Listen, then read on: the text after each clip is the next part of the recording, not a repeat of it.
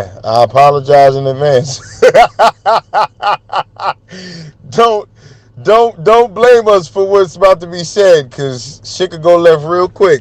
It's a convenient prop, you know, ready to go. Damn. I Shit. need more So alcohol. I mean, I don't, Ian.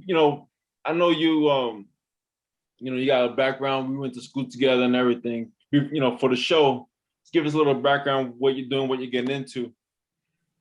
So high level, I'm a software engineer for the Department of Defense. I pastor a church in the Bronx, and I'm running for New York State Senate. Nice. Nice, bro. Nice. Congratulations, man. Thank you, bro. You're giving me crap about petitions, bro. Aren't you about to have like a stack of them? So the funny thing is, my election's not up yet. I'm helping out other candidates right now. But it's right. You guys are even years. I forget. You guys are even years. Unless it's a special election. So you're not running until 2022? Depends. There may be a special election this year because my incumbent can either get arrested or he can become Bronx Borough president. That's the How do you Bro, New York City politics are a wonderful thing, man. Because he got arrested for choking out his wife last month.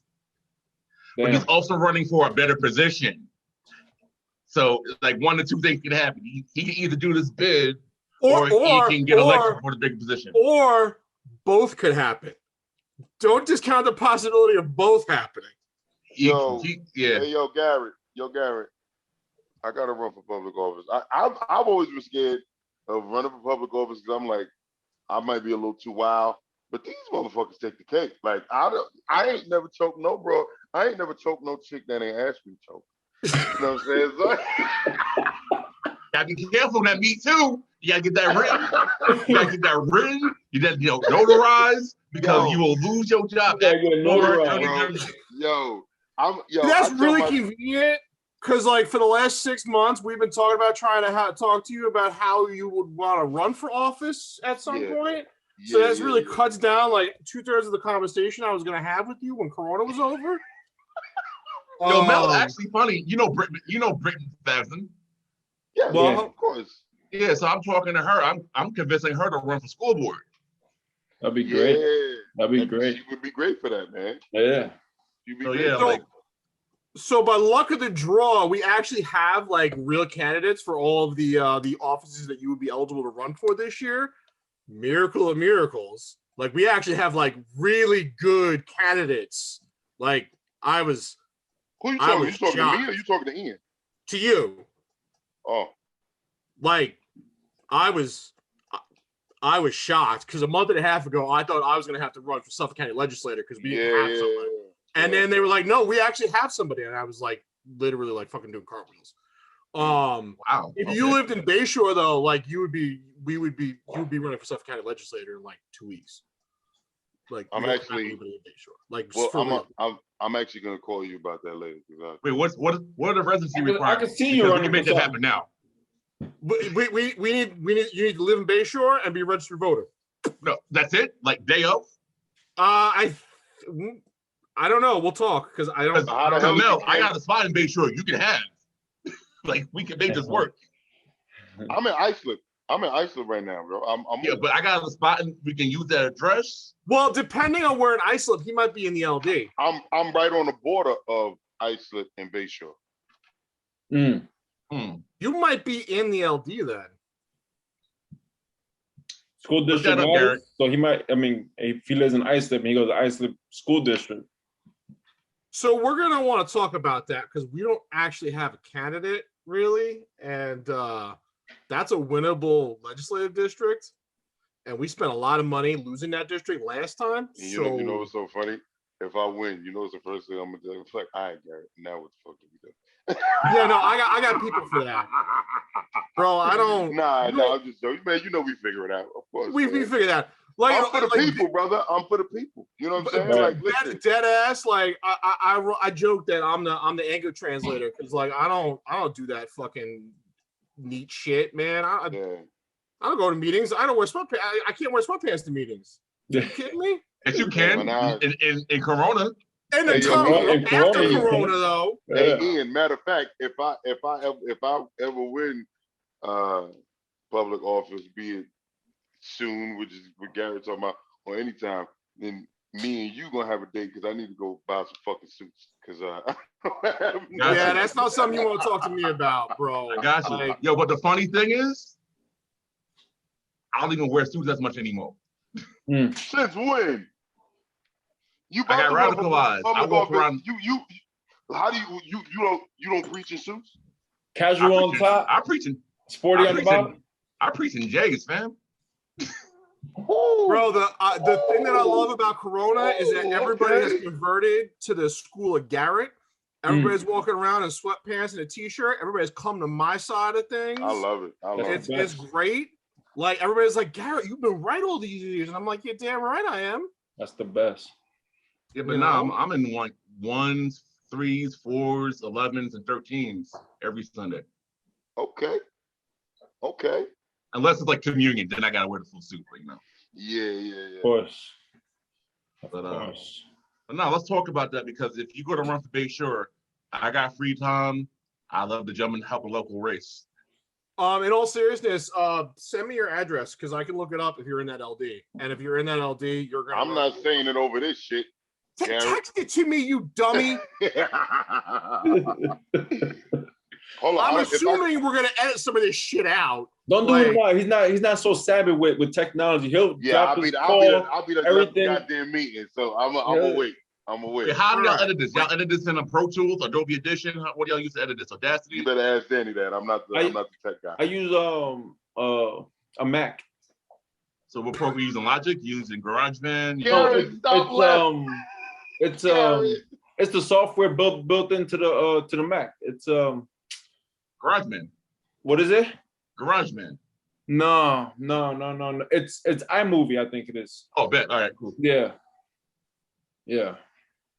Garrett, fix your face, man. I can't fix my face. This is What happened? What happened? This is why I can't run a public office. I don't have a poker face. Yeah, that's what it is. He's super technically savvy, so it's like everything we say to him, he's like, he looked like he looked like that meme that they circulate now when he's looking at us like, fucking peasants. Yo, I just learned all this technology. It's older, bro. It's like this is what I do for a living now, which is a whole other thing. Because like I have an education background, and like I like at work, I'm like the one-eyed man in the kingdom of the blind. Because holy shit, and it's like, yeah, I hear you. I mean, half the things I learned from editing videos and cutting videos and whatnot from YouTube. To be honest with you, and I just picked that up. You can back this up. That's how the entire like IT/technology world works. Damn, all day, we Google it. Like, yeah. The job is not knowing off the bat. It's having the ability to learn it. Now, you're talking about terminology. I'm out of the equation because I don't know any terms for computers, and I'm out of it. For real, I there was something in Excel that I had never bothered to learn before that I had to suddenly know how to do yesterday. I spent an hour Googling it and then 20 minutes watching a YouTube video, and then I knew how to do it. Like that's how I learned yesterday. Like, you're better than me because my executive assistant handles Excel. I refuse to touch Excel. Dude, listen. You could build a house. Department of Defense, not-for-profit world. Department of Defense, not-for-profit world. Not too different. Not too different. Listen, all right. Anyway, fair.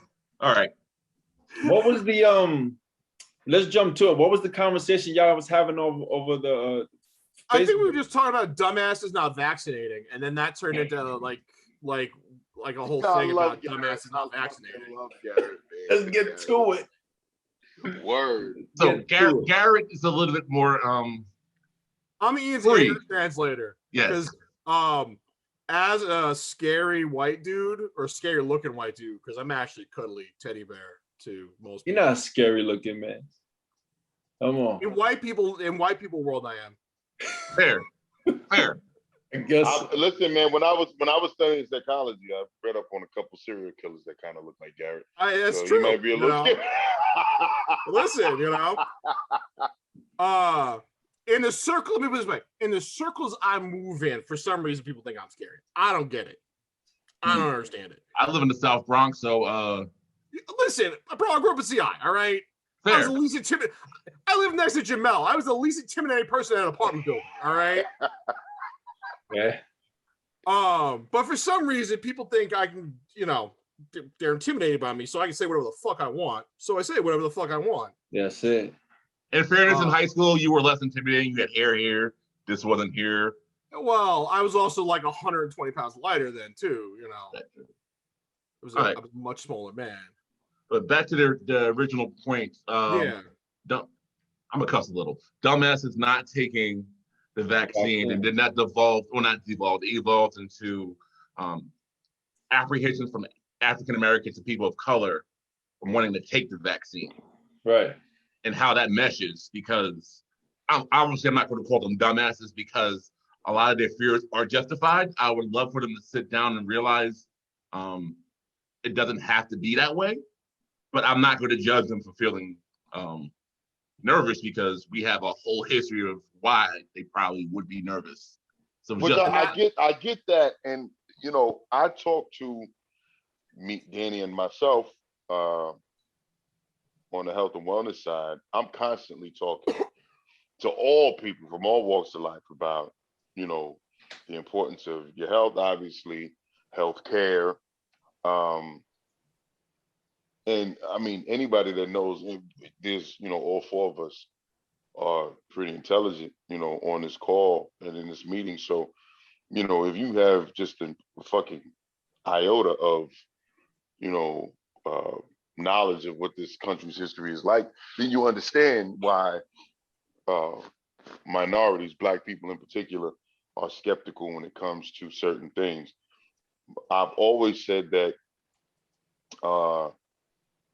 I get it, but there's certain things that you actually have to be, you have to be better than where you come from in a lot of instances and be willing to evolve. Because, I've always joked, I say it as a joke, but I'm also serious. Like, yo, old Black and Spanish men to sit in their fucking rocket chair for 20 years and have fucking chest pains and not say shit. And then you got to rush grandpa to the emergency room. And the doctor's like, yo, Mr. Jones, your arteries around your heart are like 80% clogged. There's no way you haven't felt this. And he's like, yeah, I've had a chest pain for a while. And how long, Mr. Jones? About 10 years. Holy shit. That's real shit that goes on in the Black and Hispanic community. You understand what I'm saying? In the white community, that it doesn't. Like, my white friends, they'll sit there and be like, oh yeah, my dad was feeling a little funny the other day and we rushed him to the hospital. Yo, whether it's because of finances, whether it's because of, whatever, their situation might be, yo, there's people who, due to lack of health care, they're like, yo, I'm not going to the emergency room unless I'm like on my fucking deathbed because I'm not trying to get that $5,000 bill or $10,000 bill. You know what I'm saying? So it's a lot of things that goes into it, man. So speaking as a white guy, right? Disclaimer, thank you. Disclaimer, little Caucasian, right?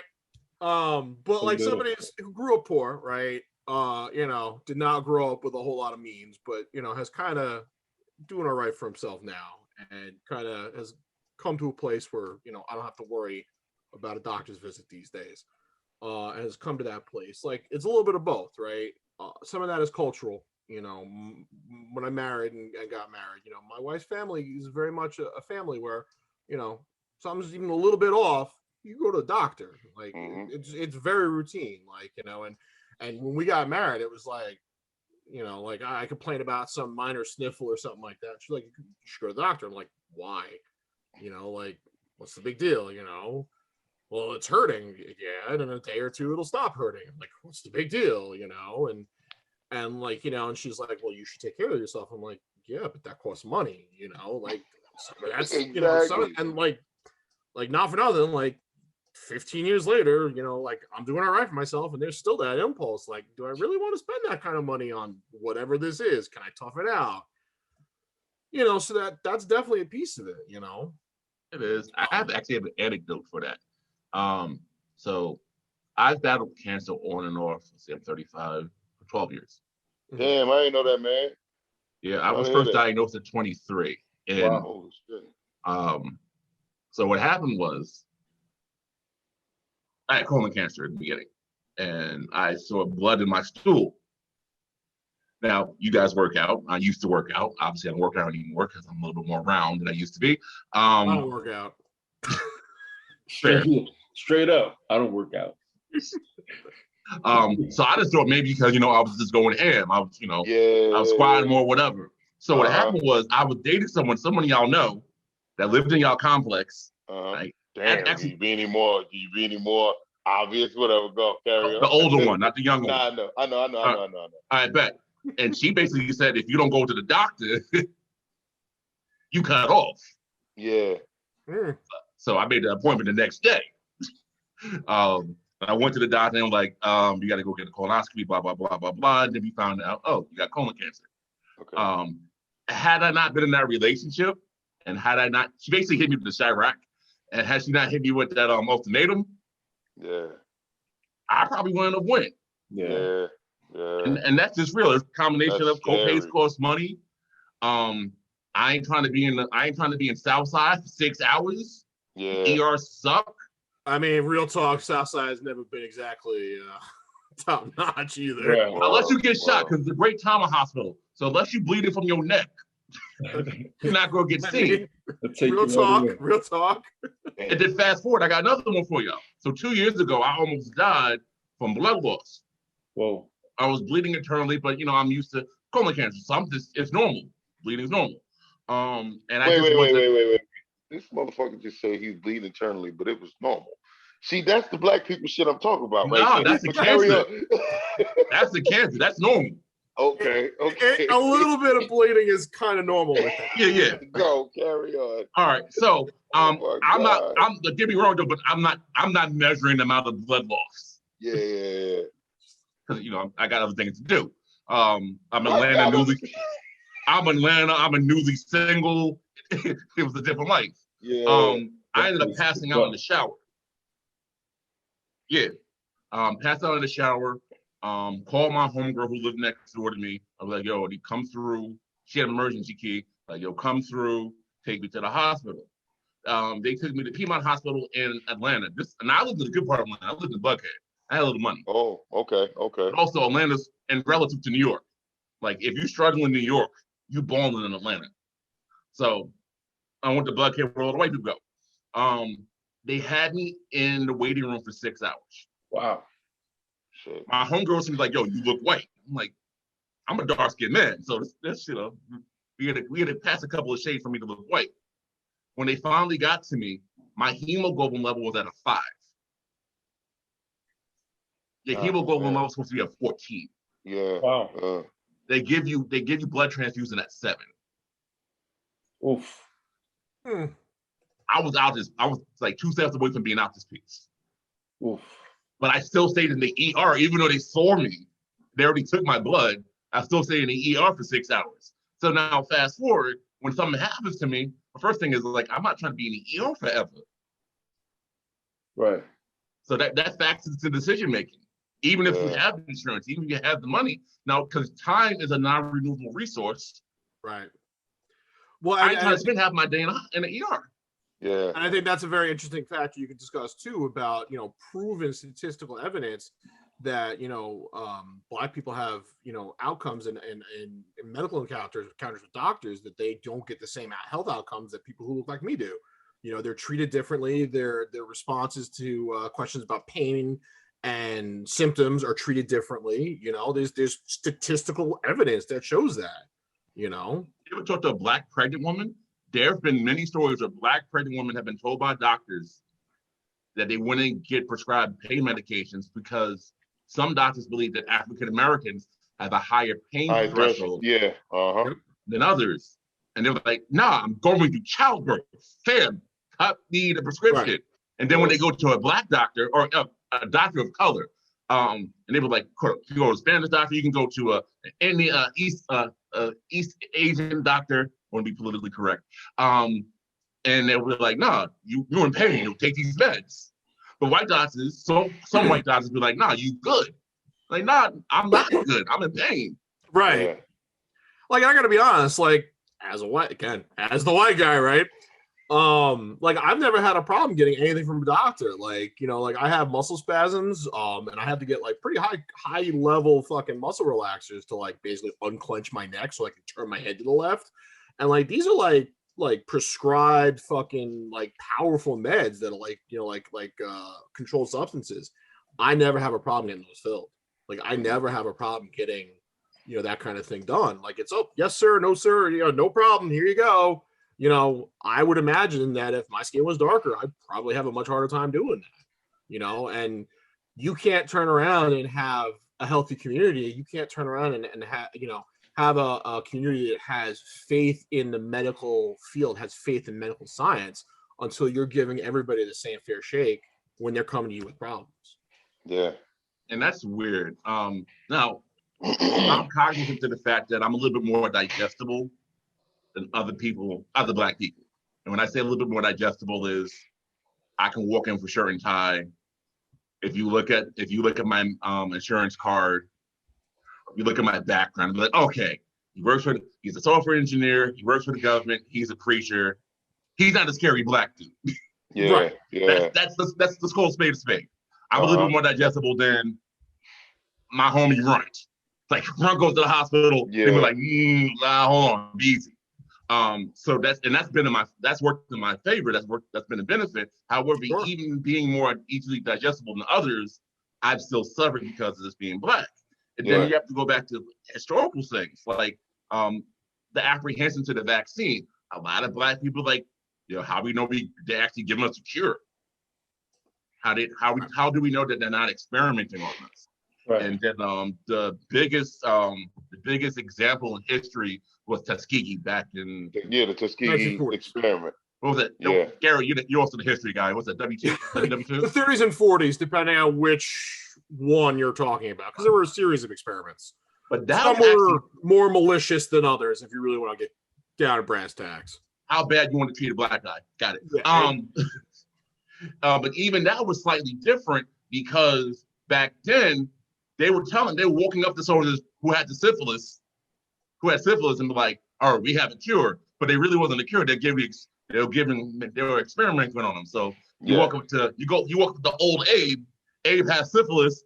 Boom! You shoot him in the arm. Now Abe got more syphilis. Right. And now you're trying to see what happens with Abe. Now he got the more syphilis, and you get somebody else. You hit him up with some Robitussin. You get somebody else. You get him up with some whiskey.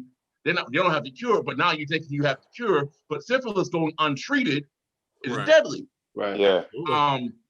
No, I'm sorry. When you said Robitussin, I just the whole Tussin bit went into my head, and it just put the water in and take it together. Yeah, get that. Just get the Tussin, you'll be all right. Tussin. Shout out to the homie Chris Rock. Now, fast forward. This is different because they're not experimenting. It's a real cure. What I tell Black people, and I say this off the bat, Black people, I'm in Bronx, so I'm dealing with Puerto Ricans, Dominicans, all that. Just going along with the white people. It sounds humorous, but I'm dead serious. Going along with the white people. Yeah. Make sure you get the same thing that they get, because they're not going to experiment on the white people. Yeah. Hey, let me put it this way. There you go. Nice. Oh, you got the Moderna? Yeah, I got the Moderna. Okay. I am fully vaccinated. I am a category 1A because of my profession. By day, I work for Developmental Disabilities Institute. We provide services for people with autism and other developmental disabilities. So it was mandated for you then, right? Yeah, we're mandated. I mean, okay, so we're not required, but we're strongly encouraged. Let's put it that way. We have some, I think we're at like 85% vaccinated at this point. Our individuals, our guys, the people we serve, we're at like 93 or something percent. And the handful of guys who don't have it are folks who have like medical complications, so they can't get it right now. Okay. Or they're kids that we're serving, right? So the vaccines aren't clear for people under the age of 18 yet. So, I mean, if you want, I'll take over here for a minute. I was one of the probably first 0.5% of people in the state of New York to get the shot. I was probably one of the first, 2 million people in the United States of America to get the first shot. So this white guy was one of the guinea pigs this time. The first shot, if you've ever had a tetanus shot, that's what it felt like. Never had one. Well, good for you. You've never stepped on a rusty nail. Yeah, well. It's like if you got the flu shot, it hurts a little bit more than the flu shot. Never had that either. Really? Wow. All right. Well, so it's like somebody punched in the arm and leaves a little bit of bruise, right? It's not that big. Danny's that old. Danny's gonna be that old Spanish guy in the rocking chair. There you go. He had no vaccines. I don't need no shots. Danny, you going to the hospital? I don't need to go to the hospital. I just need the tussin. He just needs the tussin. Throw some tussin on you. Shut up and bring me some more arroz con pollos. Arroz con pollo. Give my goddamn food. Stupid. Give me some Bustelo. No. Bustelo. Hello. So Garrett, I'll give you one up now because of my occupation and the fact of my higher risk than others. I think I was in the same group with you. Probably. Yeah. That the first shot was cool. The second shot felt like I got shot. Yeah. Okay. So I was gonna lead into that. Okay. So I play in the before times. I play semi-competitive paintball. I'm on a sponsor team with paintball. I ball pretty hardcore. I play big game. I play wood ball scenarios. I have been shot from a moving helicopter before. From with like high-end fucking paintballs, right? It hurt less than the shot did. Wow. The second Moderna shot fucking hurt. Still would do it again if I had to, right? Would you go for the Johnson & Johnson instead? There's only one shot. I'll get to that. Let me run through that. The shot hurt for the first shot hurt for longer. The second shot hurt worse.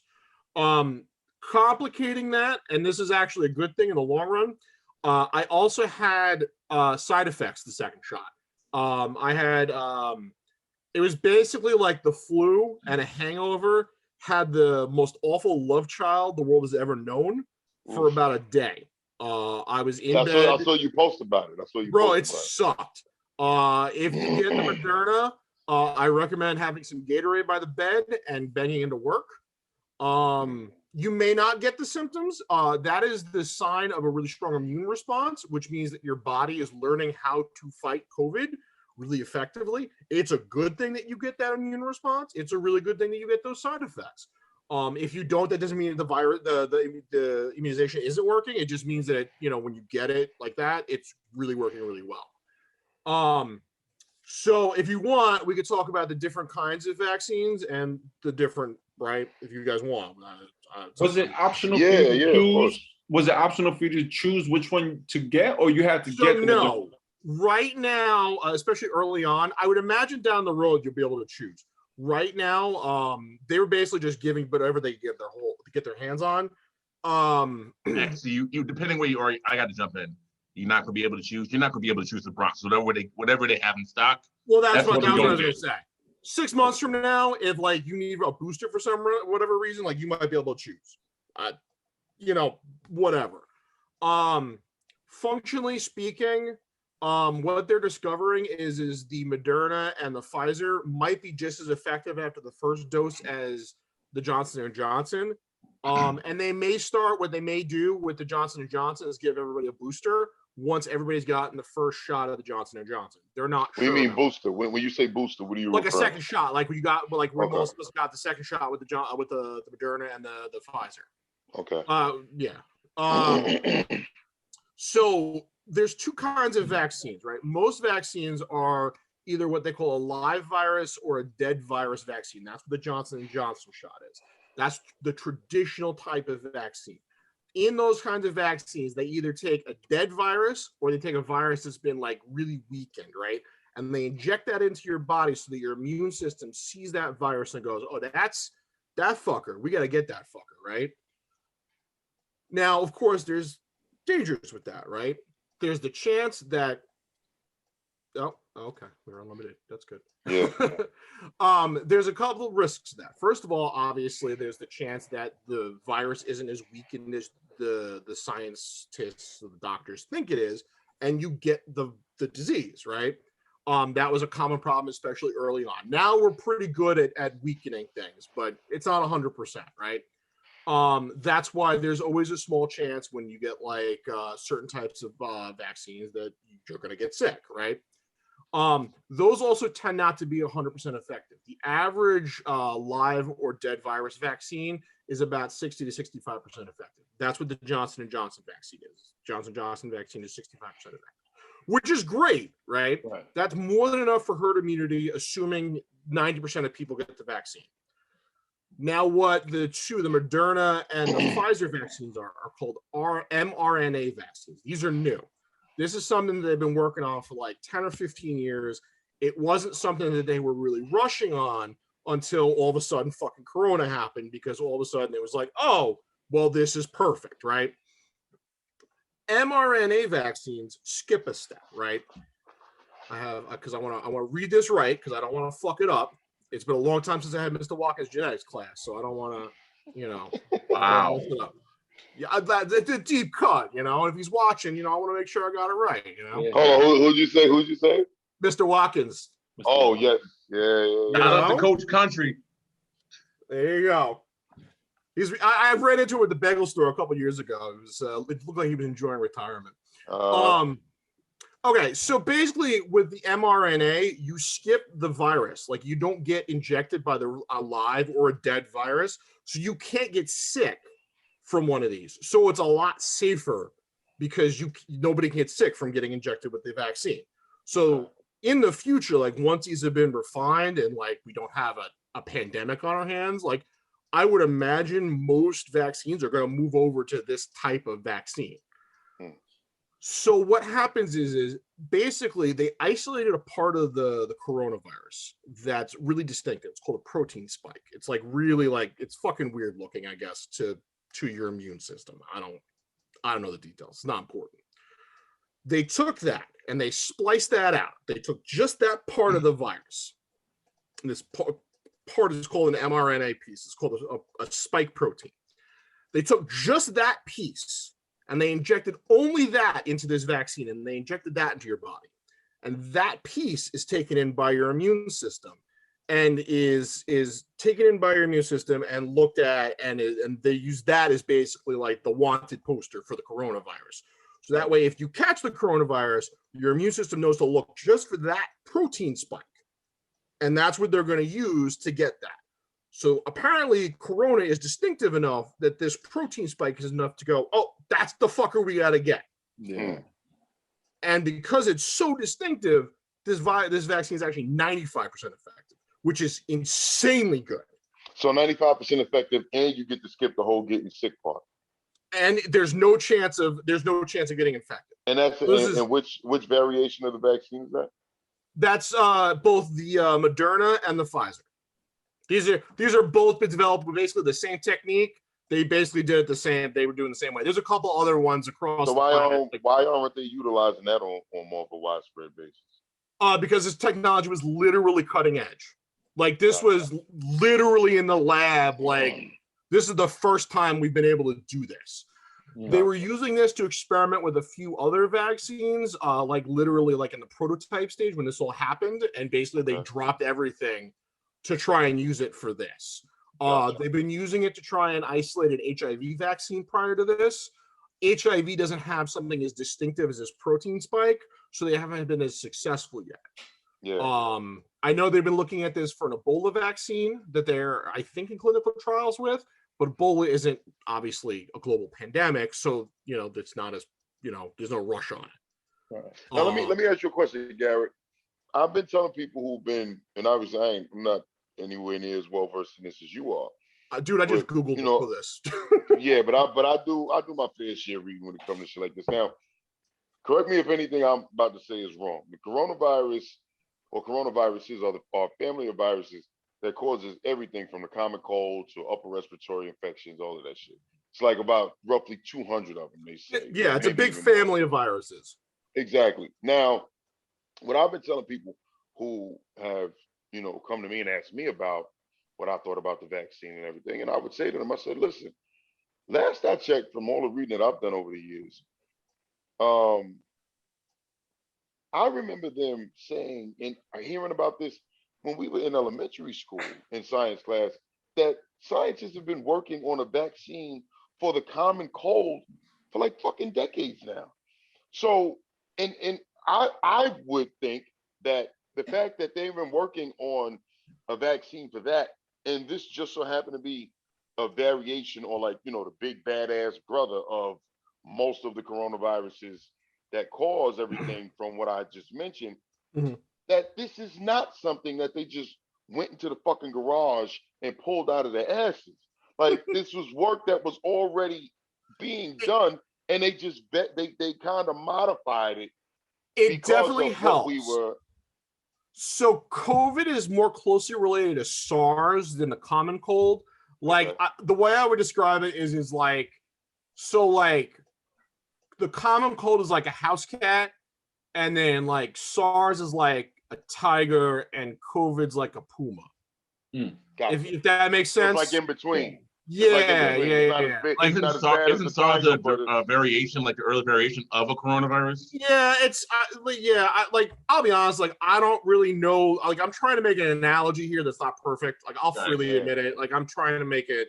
I'm sure I got a couple friends who are microbiologists who tried to explain it to me. So I'm filtering it from them to you guys. And, you know what I mean? Like a big game telephone. Exactly. So that actually tremendously helped, right? Because we've had a few SARS outbreaks. There was a SARS outbreak like 4 or 5 years ago. Yeah. So that actually tremendously helped because we knew that there was this protein spike that I was just talking about. That's how we knew, right? The other big thing is like not for nothing. The common cold and a lot of those things they're prevalent but not really deadly. Like you don't get the entire intellectual output of the world thrown at them to try and fix that. Exactly. This is a disease. No, what I was saying was that footwork has been in the making for quite some time. So it's not as if if I guess an analogy that I could come up with off the top of my head is it's not as if there was no science behind this shit. No, not at all. No, not at all. This was and built it from the ground up. There has been work for decades now dealing with something along these lines. This is just like you said, the big bad wolf of what they've been working on. Yeah, no, this was just a natural evolution of kind of work that was already going on. Like I said, the mRNA vaccine that I'm talking about, like I said, this is technology that we've been working on. Like I remember reading a paper about this like 10 or 12 years ago. Like everybody talking like, oh, this is the next big thing. This is going to be great. And like it just happened. We managed to get it. Like it was in clinical trials, like I said, for an Ebola vaccine. Like low-key, remember when we had the Ebola outbreak and people were getting all fucking crazy about Ebola? Yeah. That was a whole other thing. But that's to me on as far as what we've spoken about already, what we're going to speak about, to me, this is the bread and butter of the conversation, is to let people know because, due to, and I'm a firm believer in too much information is not a fucking good thing either. Like, I think we were, for whatever reason, we were smarter 30 fucking years ago when we got our information from a handful of sources who were reputable, as opposed to everybody going on the internet thinking that they're fucking Dr. Seuss or geniuses. I think the problem we have is that we have not taught in schools the methods by which to filter information. I think that's a good point. Now, what I'll say is, and then I'll turn it back over to you guys. No. This is the most important part, is for people to understand that the science behind this shit was not just brought about March 2020. No. That's what people are thinking. People who do not read, and I'm not trying to shit on anybody. People who are not up to date. People who are not up to date. People who are ignorant. It's not a bad word. It just means lack of knowledge. People who are ignorant to this topic. And I've always been fascinated about science. I'm not, like I said, as well versed as you are, but I know the bare minimum. As far as how the body works, what you should and shouldn't do. The do's and the don'ts. This is not something that is 12 months old. You understand? Like, this science has been around for quite some time. And when this came about, they just went in and said, okay, cool. We got this much shit done on this topic. Now let's use what we have and modify it based upon what we're fighting. Let me put it this way. What has happened. I have friends who live in this world, right? I have friends who are immunologists. I have friends who work at NYU. I have friends who work at other institutions around the country, right? I'm clued in with these people. Like I have people who are way smarter than me who are my friends. I don't know why. It's got to be the beard, right? They went from working 40-hour weeks to working 80-hour weeks right about this time last year, right? Yeah. Like they were already working. Actually, one of them was working on a rabies vaccine because they've been working on a rabies vaccine on and off.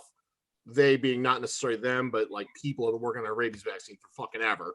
Yeah. I know people went from working on a rabies vaccine to working on this because basically the entire fucking immunology, the entire disease, everything even vaguely resembling disease, immunology, that entire world basically dropped whatever they were doing and started working on this right about this, actually earlier than this last year, about February, early February last year.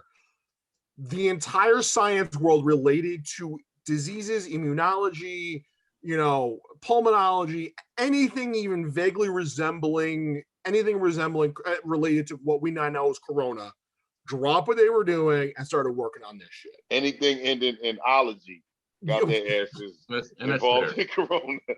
Assology, yes. Assology. So if I want to piggyback on that, let me piggyback on that. So I have to be very careful about what I disclose as to what I actually do. Right. Life. But I don't want the feds showing up in my house. All my friends are civvies, so I'm all right. Please don't, Ian. So no, they would come for me first, actually. So I was based in Atlanta. If his screen go black, shut the shit down, Danny. Pull everything out. Like Steve Harvey said about the Titanic, just wrap it up. So I was based in Atlanta. Atlanta's also the base of the CDC. Yeah, it is. So listen to what I'm saying without saying. I was there. I was in Atlanta for a reason. So Garrett's right. The timetable's aligned. Yeah. And the funny thing is now we're talking about on a macro level to people who aren't as informed as present company. There are numbers out there. And polling has to be weird because polling's subjective. But from certain polling, Black people, African Americans, 70, I think it's high 60s, get their news from national news, CNN, NBC, maybe some people from Fox, but I doubt it. Lower 60s, high 50s, local news. That's PIX, the Spy, blah, blah, blah. High 50s, friends and family. Now, I like to crap on polling because, again, polling is subjective. Polling can be 10 people at the barbershop. That's not a great representation. But I've been Black my whole life. I know for a fact that you listen to your homies, you listen to your smart friend, you listen to your smart uncle, you listen to your pastor, you listen to the guy, I guess, graduated valedictorian from high school that posts on Facebook before you listen to the news. And the reason is, and there's a biblical anecdote, I don't want to get too deep into it, but it says, Paul wrote, people have itchy ears. And what that translates to is people gravitate towards what sounds good. Okay.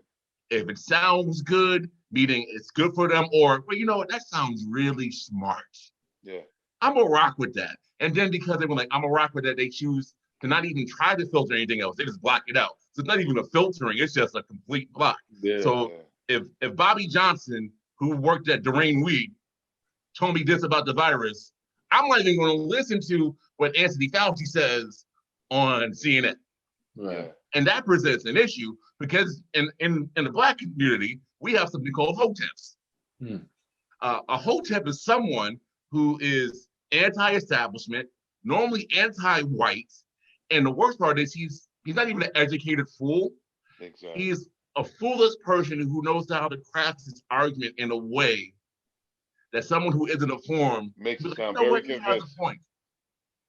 Yeah, so he inserts a certain bit of reason, just enough to carry his argument across the people who aren't fully informed. Now, it's easy to say the men gave the vaccine to screw us up. Why? Because we've been Black our whole lives, and we've had history upon history upon history and examples of why the men try to screw us up. So Bobby Johnson, OG Bobby Johnson says they came up with this last week. They've been working on the aid for 40 years, but they came up with this last week. Don't trust it. And then they'll add a bit of history without context. Remember Tuskegee. Again, as you said earlier in the conversation, Tuskegee was different. Tuskegee, they were saying they were fixing somebody while experimenting. This is something that's already been tested. Well, don't get me wrong. The testing period has been truncated. Let's be honest here. Let's be honest. Absolutely. Things wouldn't clear the FDA this quickly under normal times. But this is wartime. We're at war with a virus that's trying to kill everybody and any mom. So I lost my thoughts. So anyway, this has been tested. There's science behind this, but because OG Bobby Johnson says, "Nah, don't even trust the science. They're trying to kill you," and you're dealing with a certain demographic of people who don't even like going to the doctor. This is the reason why I don't need to go to the doctor. Oh, then another thing too, how much this virus costs. I'm in the city. The virus don't cost a dime. It's $3.99. But a lot of people don't know that. They're like, I ain't got no insurance. It doesn't matter. Another thing, I'm in the South Bronx. We have a high concentration of undocumented residents. They worried about getting this shot than being reported and being sent back to where their countries of origin. That's real life too. That's not the case. You go get the shot, they ain't gonna ask you about nothing. So they thinking they're gonna go get the shot and they're gonna be rounded up and put on the gun. They thinking they're not even gonna get the shot. Yeah. They're gonna show up for a shot, and they're gonna have a homie from high school for AK-47 talking about not getting fair. Probably not the most ridiculous concern prior to January 20th. Which is understandable. Actually, no. In New York, New York is different. I'm yelling, I'm sorry. It is, but we're isolated. We're slightly different from the rest of the country because we're really blue. Our healthcare policies are much different. We have a governor. In the city of New York, we had a mayor that they don't get along with one another, but they both were united in their hatred of Trump. That's true. So it wasn't as wild as it was widely reported. But I understand their frustration. Let's think about it this way. Homie that got a warrant out. We do the same thing. You ride past the cop, both hands, 10 and 2. Mm-hmm. You don't ride at night. You're like, I ain't trying to do certain things. I ain't trying to get hemmed up. Same thing. Like, are they going to ask my ID? Are they going to run my ID? So because of that, people think, I can't do this. Yeah. The issue is we live in communities. Again, I'm speaking for the city. I'm not speaking for Long Island, so forgive me. We live in cities where the rollout of the vaccine was trash to begin with. The initial numbers were out of 100%. It was like 60% were given to white people. 14 was given to Asians. 14 was given to Latinx. I don't even like that term. Latin Americans, Spanish folk, and then 14 were given to Black. But if you look at the demographics are, especially in the Bronx, 40% Hispanic, 40% Black, 10% Asian, 3% white. Yet it was so disproportionate that most of the people got it white. Even now, Ian, I was reading somewhere recently that they were saying that because in some cases they were rolling out, excuse me, after I guess the first rollout, they were making sure that the minority communities were getting their fair share of whatever the vaccines were, and they were saying that white people from well-off areas were going and taking the goddamn vaccines in the areas that were meant for minorities. Well, that's the thing. So was that true? It's true, especially in the Bronx. So, like, the biggest hub in the Bronx is Yankee Stadium. Yeah. Yankee Stadium is interesting because Yankee Stadium is actually in the hood. However, most people who go to Yankee Stadium, like go to Yankee games, are affluent. Of course. They're used to going to Yankee Stadium. Of course.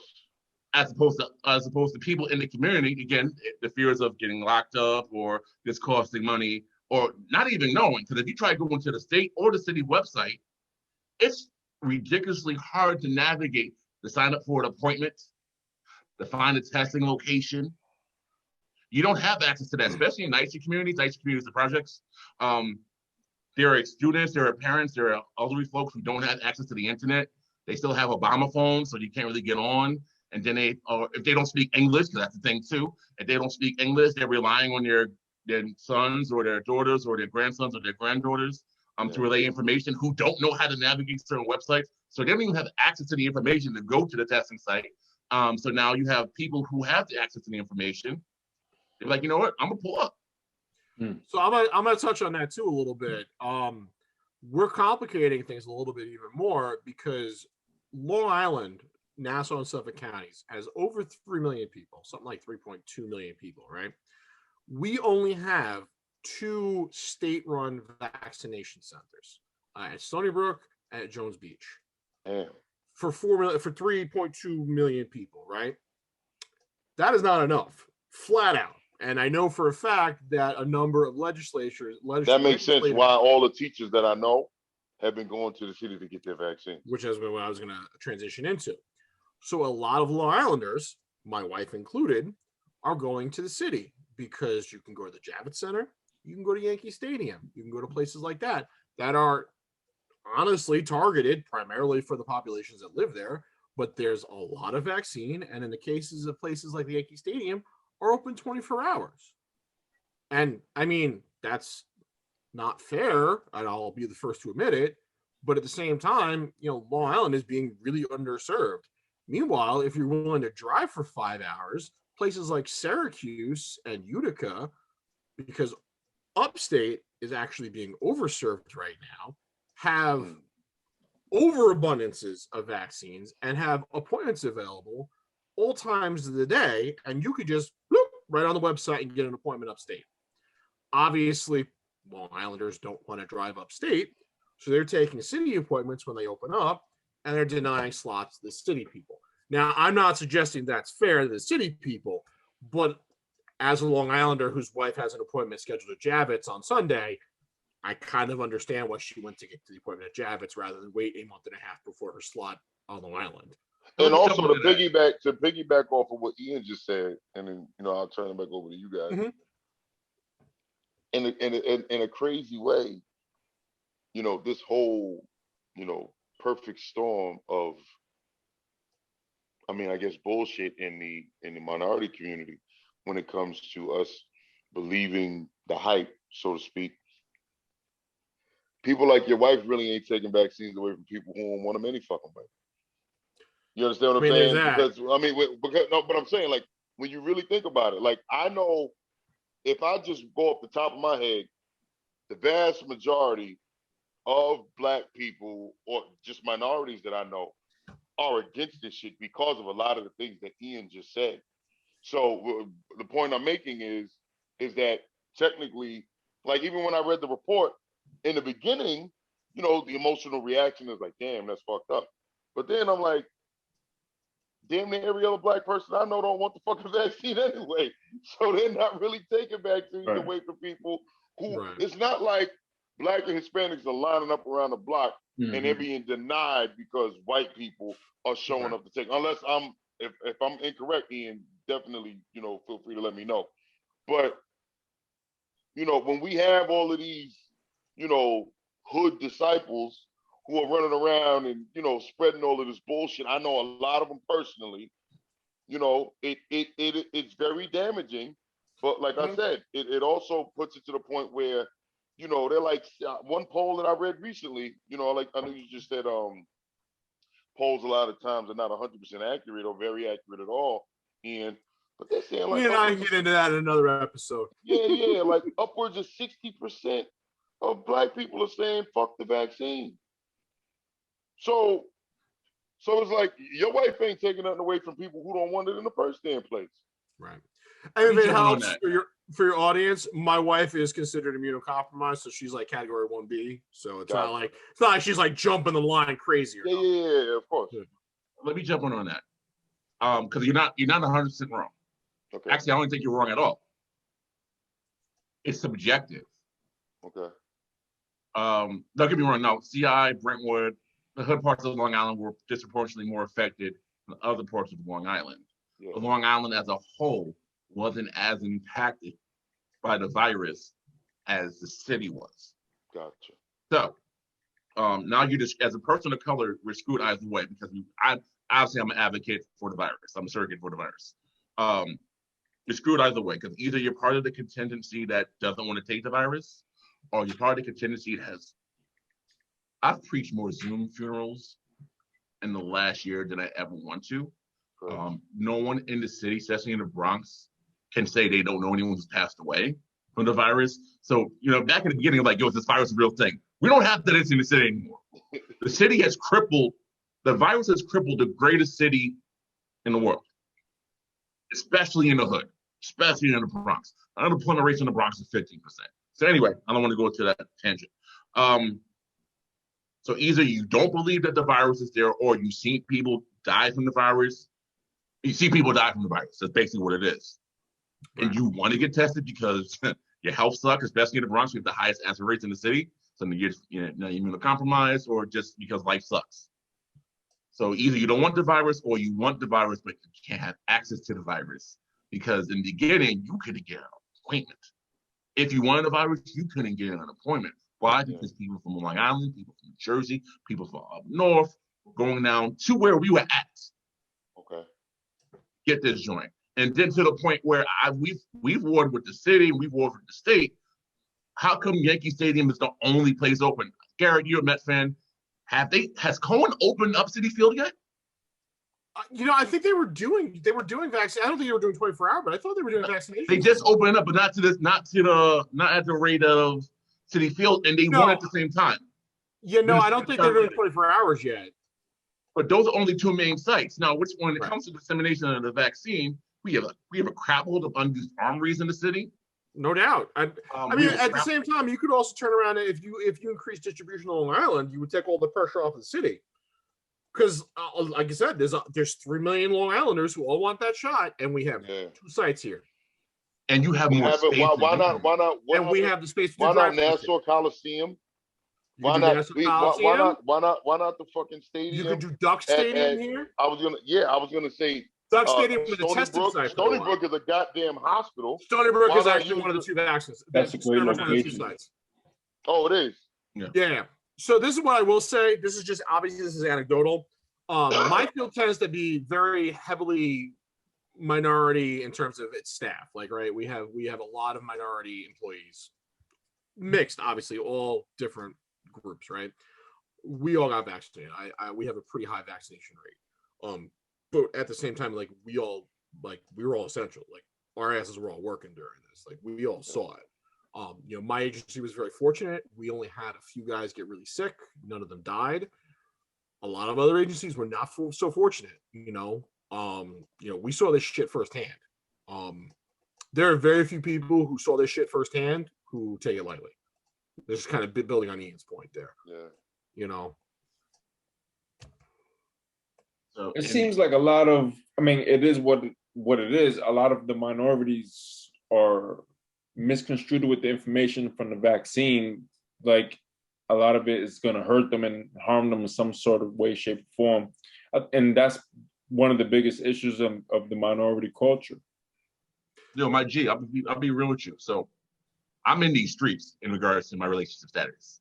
It's out here. Y'all are all happily committed. Not the case for me. I'm actively looking.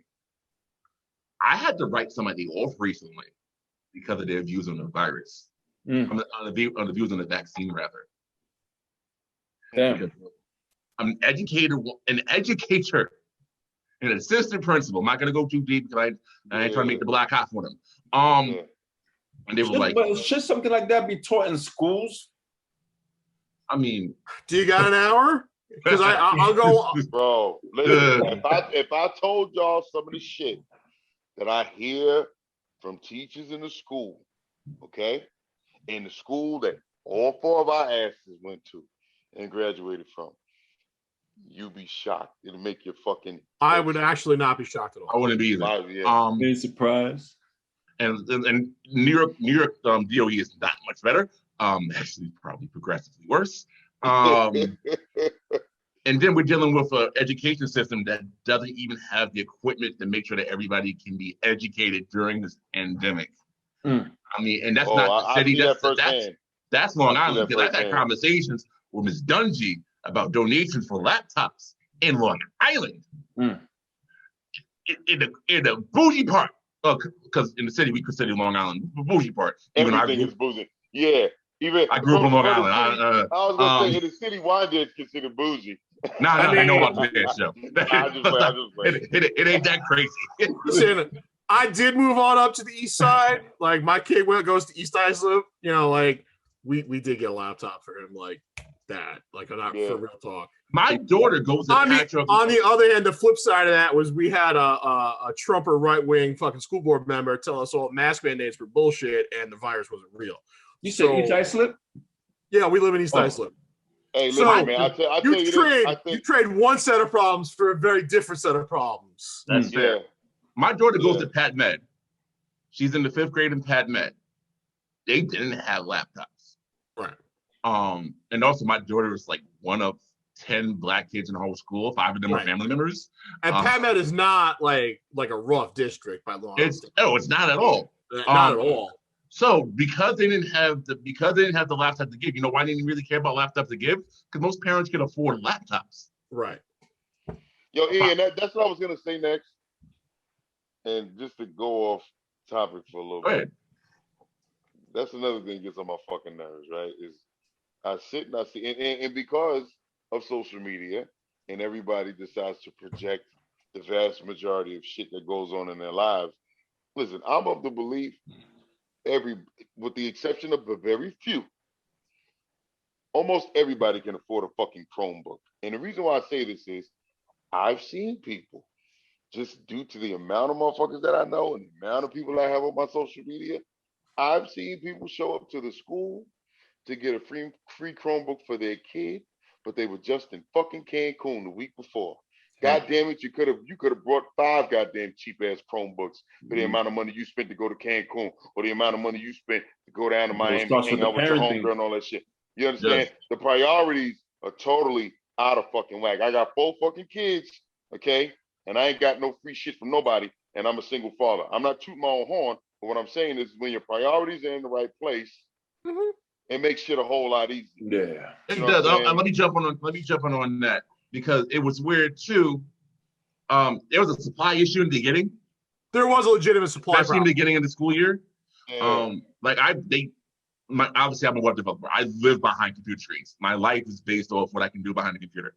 It's been like that for 15, 20 years. Yeah.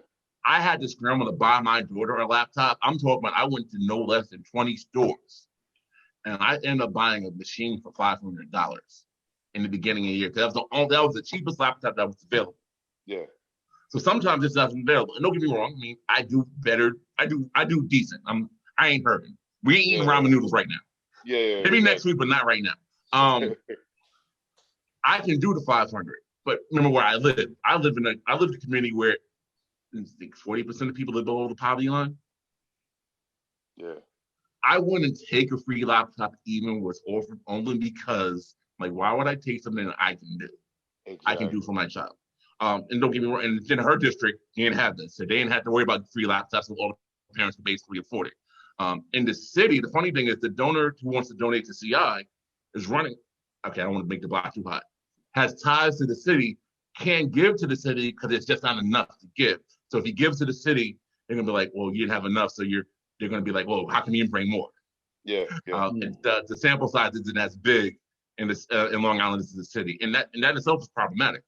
But back to your point, don't be out here grabbing. There's a pair of ones that drop on Saturday morning at 10. I know this because I'm waiting for them. Don't grab those for $210. Right. But you can't get a Chromebook for $199. That's my point. Okay. I'm going to show how wide I am. What are you guys talking about? Michael Jordan, he was an African American athlete. You may have heard of him. All right. Jordan. You just said they're fucking speakers, all right? You may have heard about him. Yo, Ian, you're listen, but it's funny because these were $50 on Amazon. All right. I got dad. No, Garrett, let's call spade a spade. I have dad shoes that I wear every day. I'm in a lane now.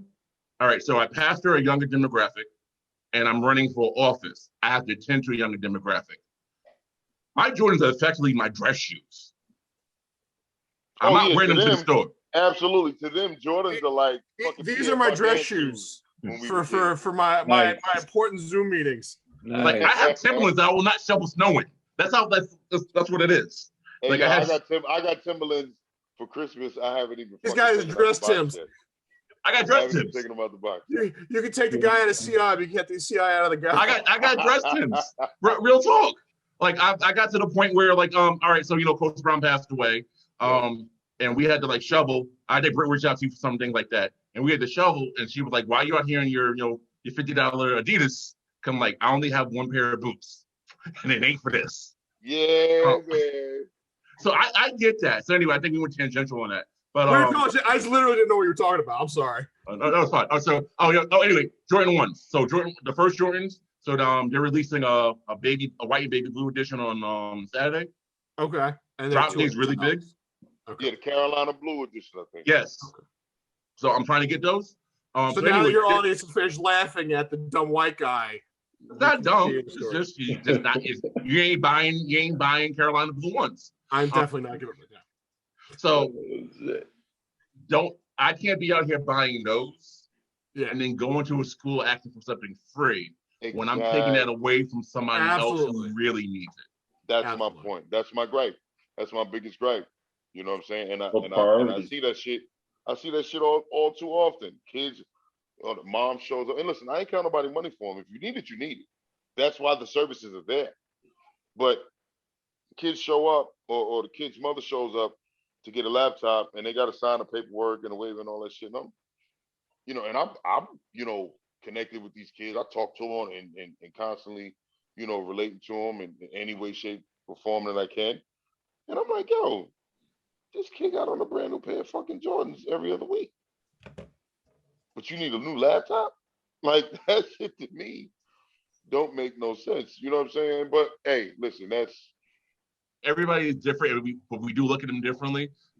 Danny and Mel, y'all know about this about me, but Garrett, because social media friends.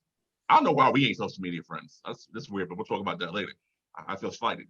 Anywho, who not social media friends? We're not friends on Facebook. Me and you? Nah. You gotta be shitting. Really? Yeah. I thought y'all was. I see you post on like Shelly's joint. I would go request you now, but I probably fuck the meeting up. So I see you post like Shelly's joint, but we're not friends. Yo, I could have sworn we were, bro. I thought so too, but I looked at it the other day. I think I looked at it today. I'm like, yo, what's good? But anywho, Garrett knows that I'm not doing this to boost my own home because I have a whole thing about like not boosting what I do. When I tell you I'm out in these streets, I'm not talking about dating. I'm talking about like in the community. No, I know. He's also talking about dating a little bit. That too. Ask about me. No. It's on Twitter sometimes. It's a whole thing. Listen, man, you got to go on. You kicking principles to the curb and shit. No. It's lonely out here in these streets. But anyway, I'm out like tomorrow. I'm waking up 7 a.m. They hand out 600 pallets of boxes of food to the community. Yes, that's true. Same thing like handing out laptops. We do this weekly. Same thing. I don't wake up at 7 a.m. for anything these days, but he is. Sick. Nice. Different life. But again, that's not a flex. I said that to make a point. Yeah. Even if the parents aren't great stewards of their money, if the child's in need, I'll judge the parent, but we still got to do for the child. Yes. Here, I brought it up on his Twitter. Really? That's what we do? I did. Bro, I got your back. I appreciate you. If you know anybody out here, we're gonna be outside the Hunts Point Avenue station tomorrow at 1 p.m. Hunts Point's the hood of the Bronx. It's so hood you get shot while getting shot. Anywho, it is what it is. It's like keeping it 100. It is what it is. Did Jamel disconnect? Nah, I was. Hold on. See? He can't. I was feeling slighted, so I had to. You can't do that. You see, you're messing it all up, man. All right, I'm back. Am I back? No, he was sitting there perfect, Chris. That's why he went black. I had to send a friend request. I was like, damn. I didn't even know we were. Press the wrong button on his phone. That's it. So what I was saying is why he's got you, Danny. Yeah, and me, I'm just like retarded too. It's crazy. But what my point was, yes, the parents can be jacked up, but we still got to do for the kids because the kids aren't responsible. And that's the really good point. Yes. And that's what we got to keep in mind with these kids, with the kids of these people who are like, I don't want vaccines. Because you know what? For all of these dummies don't want to get the fucking shot, and these dumbass fucking white people don't want to get the shot because there's plenty of people with my skin tone that don't want to get the shot because they think their Big Daddy Trump's gonna fucking save them. It's a fake fucking disease and all that fucking dumb shit too. We can get into that. Yeah. Go off, Garrett. Go off. All right. All these dumb motherfuckers. It's lack of education in that manner. That's what absolutely. It is. Nah, Danny, it's not a lack of education because when you got people with fucking master's degrees. And you know what? That is saying that to me. Well, in the vaccine. I'm not just saying this. For some of them, it's definitely lack of education. Some of them are fucking morons. And those are the people. Just because you got a master's, that'll make you smart. Damn, I'm trying to tell you. But that's what I was gonna say. Ian was saying, look at me. I mean, I'm a fucking moron. I got a master's degree, right? But like what Ian was saying, as far as like I can understand when uneducated, uninformed people are walking around believing, I call them the hood disciples, they're standing on the corners and shit with their 40 and they fucking experts and everything. You know what I'm saying?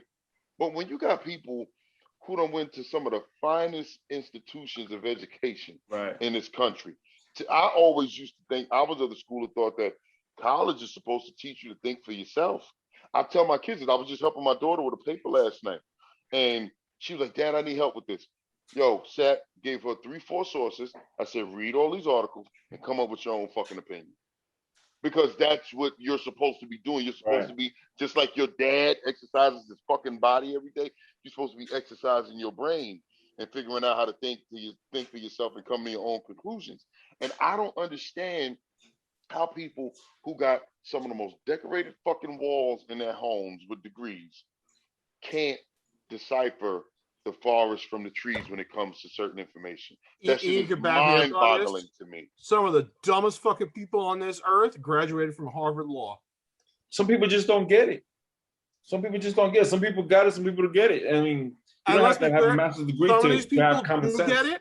Some of these people absolutely fucking do get it, and they fucking understand all of it, and they play because they get something out of it. Mm-hmm. And they play fucking stupid. Like Ted Cruz. Ted Cruz is a fucking smart guy. Ted Cruz knows every fucking thing he does. I mean, listen, the Cancun thing, that may have been a momentary lapse. That was just stupid. That was political fucking suicide he tried to commit. Like set that aside though. No, because it's Texas, so they still may reelect him. Yeah, well, yeah, it's true. He's in Texas, right? Like Ted Cruz is actually a smart guy, right? Like let's not underestimate our enemy here. Ted Cruz is a smart guy, but he plays fucking stupid and he says stupid shit because the people that elect him eat that shit up like it's fucking bacon and fucking sausage, all right? Yeah. They fucking eat that shit up because it's like there's no way he likes Trump personally. The shit that Trump has said about him and his wife. But he'll say anything to fucking keep his constituents happy. If a guy said the shit that Trump said about his wife and his father to me about my wife and my father, that dude would not be alive. Crazy. Fucking crazy. I'm hitting up Danny. Danny, so how do I throw this punch without breaking these two knuckles? So you just keep your hand nice and straight. You gotta keep the wrist nice and firm. And then when you land the punch, you got to make sure you're throwing the punch and you turn it over like a drill. Why? Because ain't nothing nice about to happen. Ain't nothing nice about to happen. Just all day. To twist it back to where I was going before I got distracted, though, those people have kids, right? Yeah. Those kids didn't ask to be born to those fucking chuckle fucks, right? Mm-hmm. Okay. Those kids shouldn't have to either be orphans or die because they got the COVID because they were born to those chuckle fucks, right? Yeah. those chuckle fucks encounter people who are immunocompromised.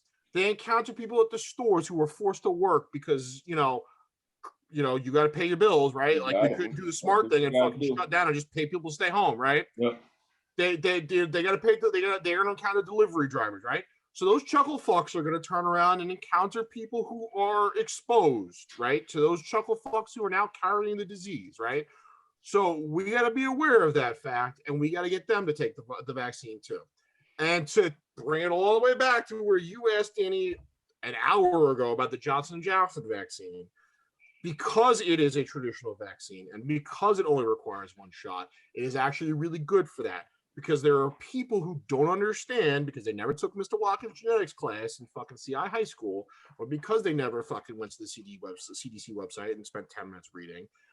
All they hear is the scary word mRNA, and they think it's going to rewrite their DNA. Obviously, it's not going to do that. Oh, that's the word. I hear that shit so much. And they hear all this dumb shit, and they spiral out of control, right?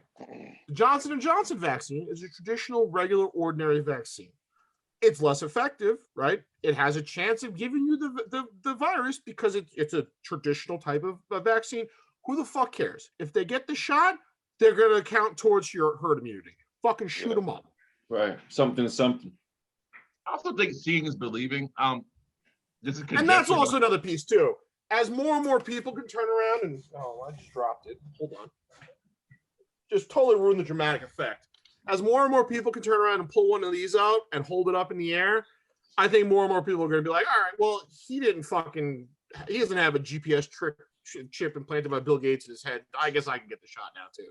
Right. There's 2 points I want to bring up. I don't want to forget. You brought about the seeing is believing, especially in the Black and Hispanic communities. We need to go to the barbershops, get these barbers vaccinated. In my field, we need to go to the churches, have these pastors talk about, instead of saying, if you give us your money, you're going to have a new car. Instead of saying, Negro, if you go get the vaccine, you're going to live. If we have more of that.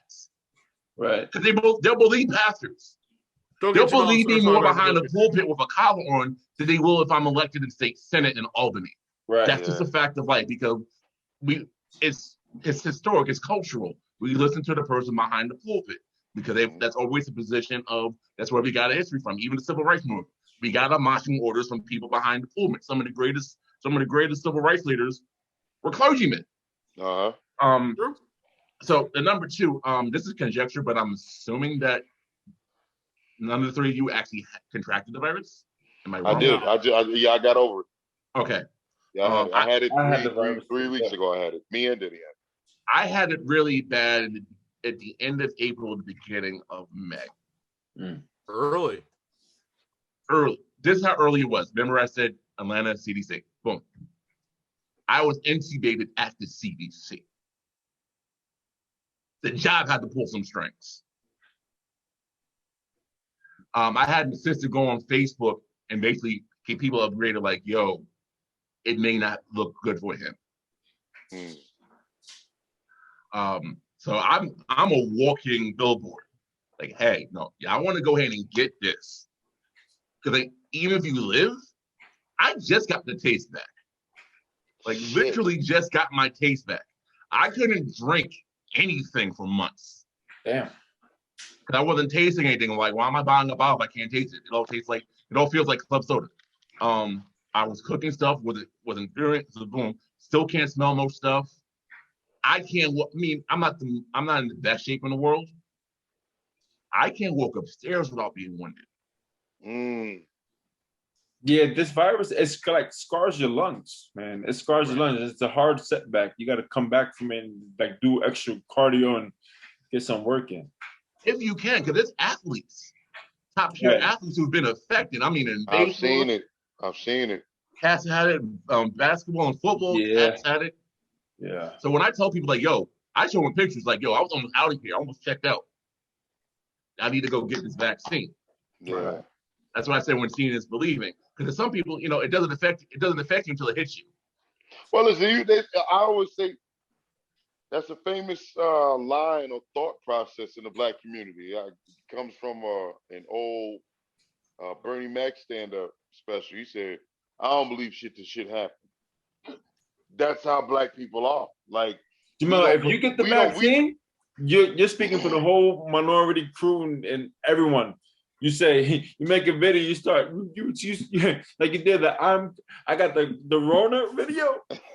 I got the vaccine video. Yo, I'll make a talk about that shit. But I actually, correct me if I'm wrong, Garrett. I was told I gotta wait for 90 days to get it, being that I had corona. I'm not 100% sure. You may actually want to talk to your doctor because it might. Okay.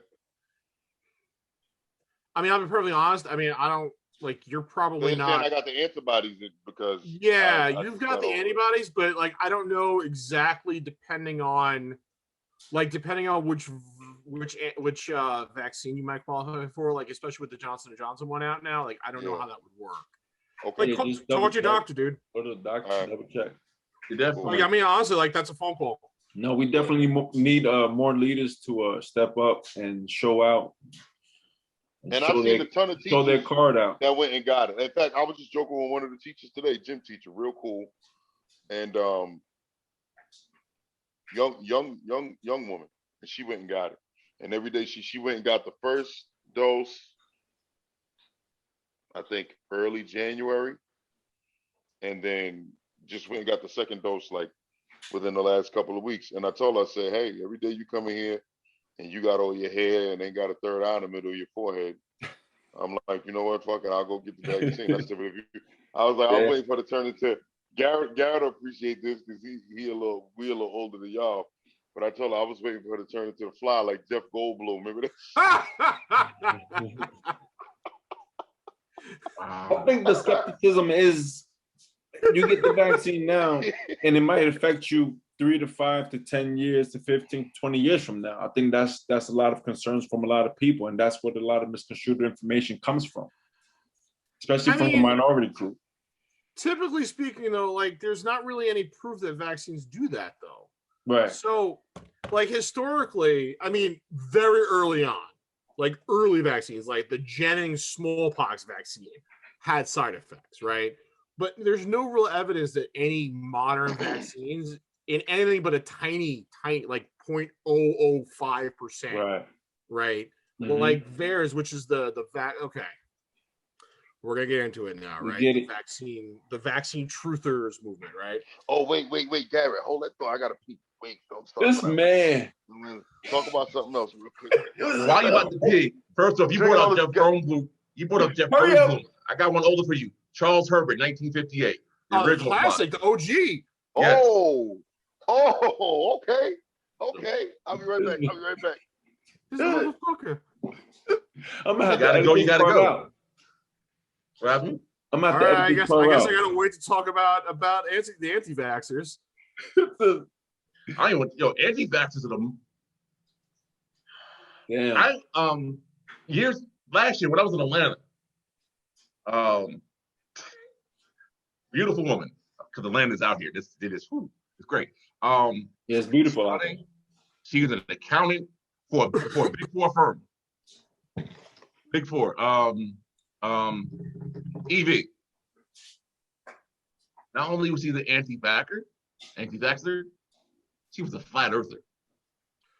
Bro, that's a whole other world, man. Oh, yeah. It hurt my heart. That's a whole nother group of insanity.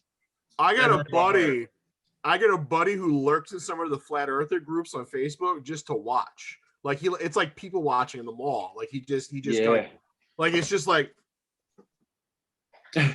he just has to like experience it. Yeah. Yo, it's funny because I see people with stickers of that flat earther on their cars and vehicles and shit like that. Ivy Irving, I don't know if he still is, but he was a flat earther. Yeah, I think he still is. He may still. I mean, he broadcasted, right? He's not an evangelist anymore.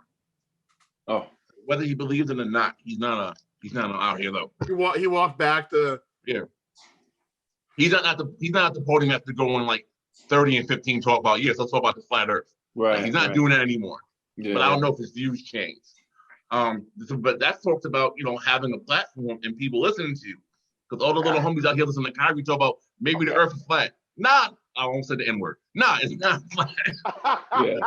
Never mind the fact that literally 4,000 years ago, the Greeks measured the earth, got the distance right within a couple hundred miles, and proved the earth was round.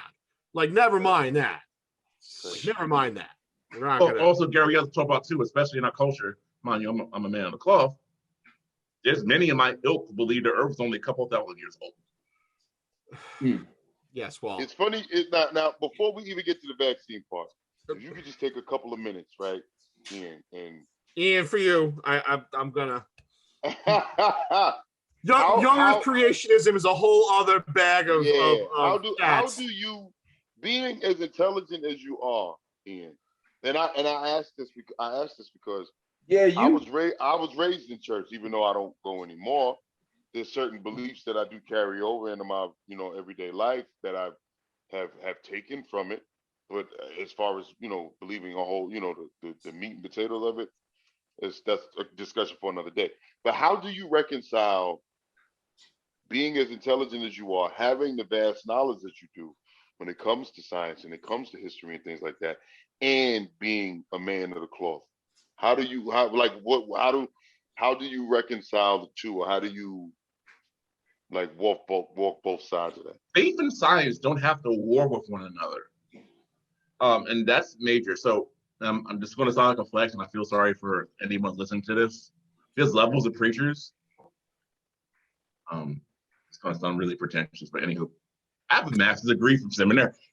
It's not just I walked to church one day, found 5 scriptures, and just ran with this. I can go to if you call me into court, I can testify as an expert.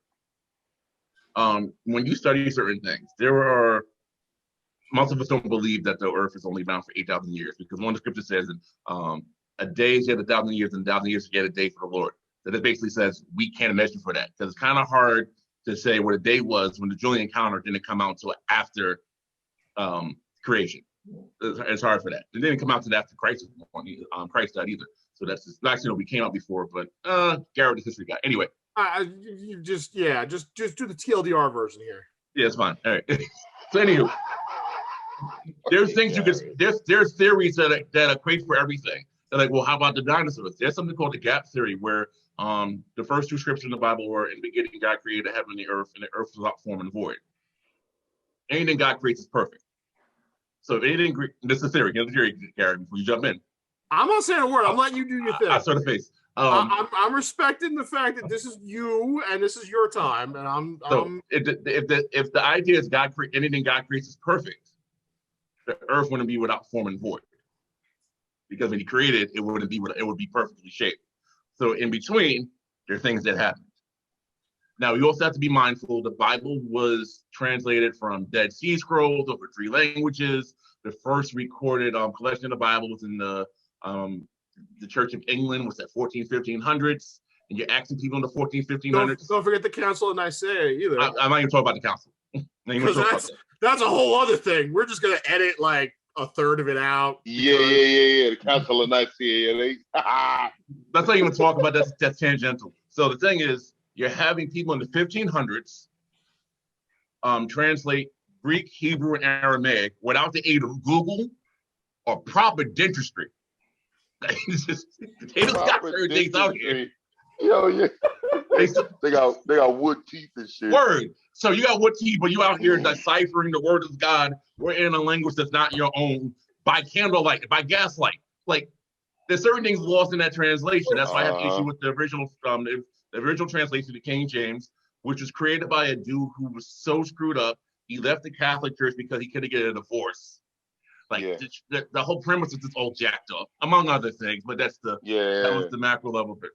So anyway, to go back to saying this, you can, if you apply common sense, science, and along with your faith, they don't have to war with one another. Yeah. And also you got to take into account certain things in the Bible, like I don't believe a man got swallowed by a fish, stayed in his belly and got spit out. Some things were figurative, some things literal. Christ spoke in parables just so he can explain certain things to people. Yeah. So if that's the case, then why weren't they using parables back in the Old Testament? So well, I got kicked out of Sunday school when I was about 8. It was very Jesuit of you, Ian. Yeah, when they were teaching us, going through the very beginning. You would get kicked out of Bible school. Listen, man, it wasn't my fault. I was just asking. I figured I'm allowed to ask questions in science class in school.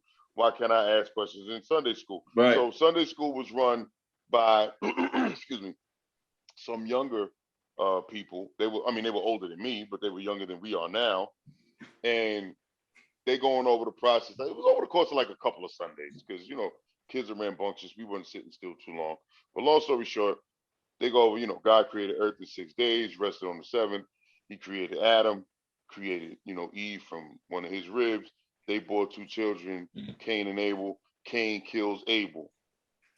And then, fast forward to Cain being older, and then he get married. So I raised my hand, and I'm like, who this other bitch? Like, where'd she come from? Like, I don't understand that it wasn't in the story as far as her being created. So you telling me God created everything. He made these 2 people. They made 2 sons. As far as I'm concerned, that's the end of the story. We shouldn't even be here unless they procreated with their mom, which is some nasty shit. So I was like, where did this other population of people come from? So these 2 young ladies who's running Bible class, Bible study, they looking at each other like they don't even have the answer. So I'm like, I just want to know, like, where did this lady come from? Did God create? Was there? And then the answer that was given to me was there were other populations of people here besides, what God created. So then I go, okay, so that means there must be other gods. Killing Ian right now. Yo, they went and got my mother. I got my ass whooped all the way home for raising hell. She's like, you raising hell in Sunday school? You should have never asked that question.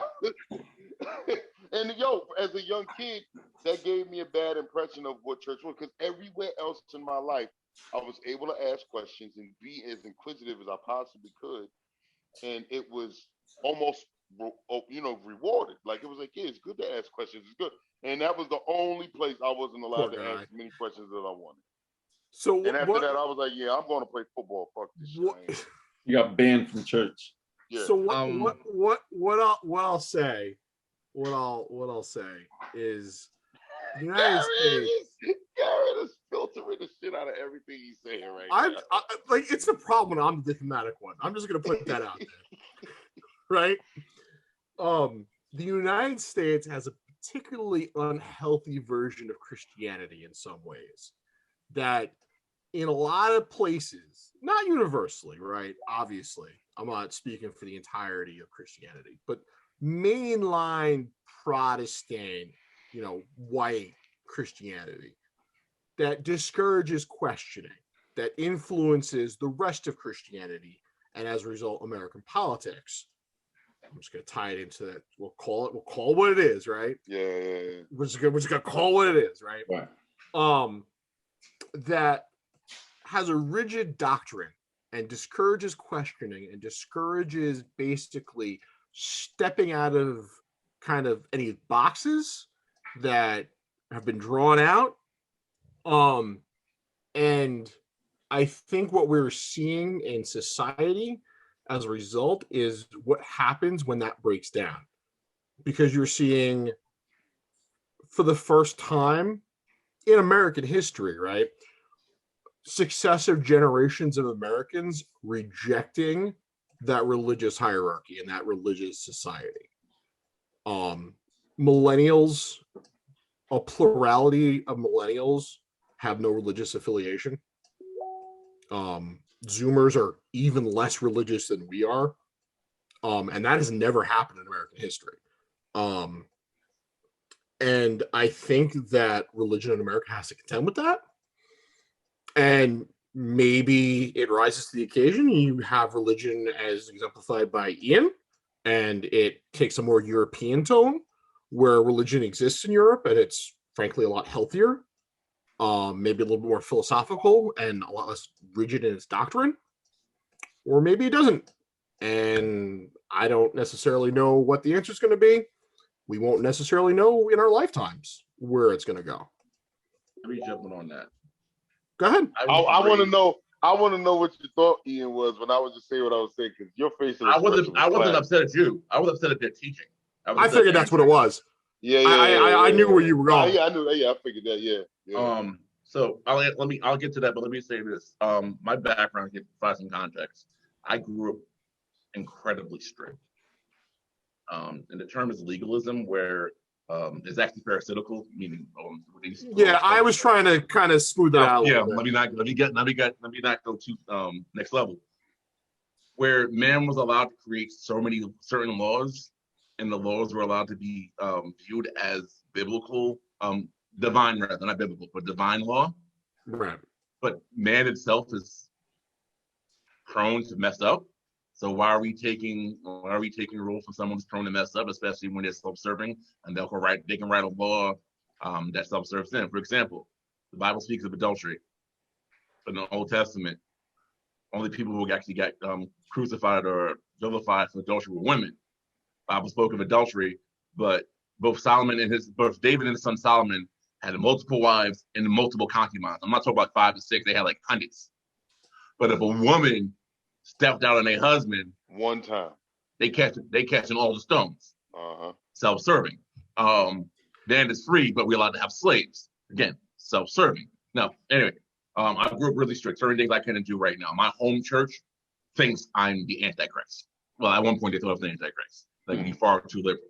Far too liberal. When it comes to interpreting like creation and Adam and Eve, my viewpoint and share with my contemporaries is, when it comes to certain things, if it doesn't pertain to salvation, it's not even worth wasting your time.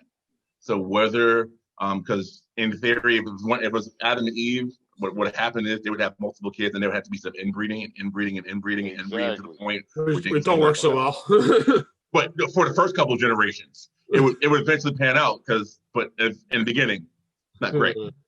But we can have arguments, we can have debates about that. Sure. But none of that's pertinent to salvation. So all you're doing is wasting your time. Yeah. Sure.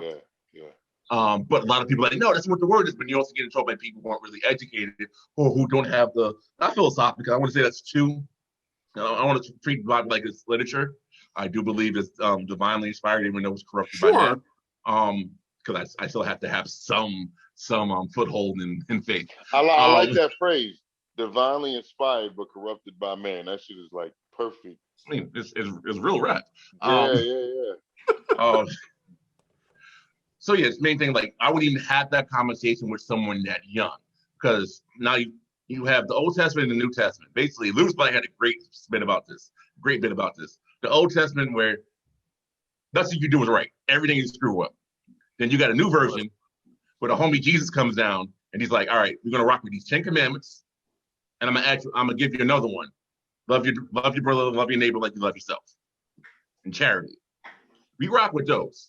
Charity. That's why we out here giving out food. That's why we worry about laptops. That's why we try to get people vaccines. That's why we worry about making sure people really need help. We meet them first. Don't be on the street. You, I hate myself.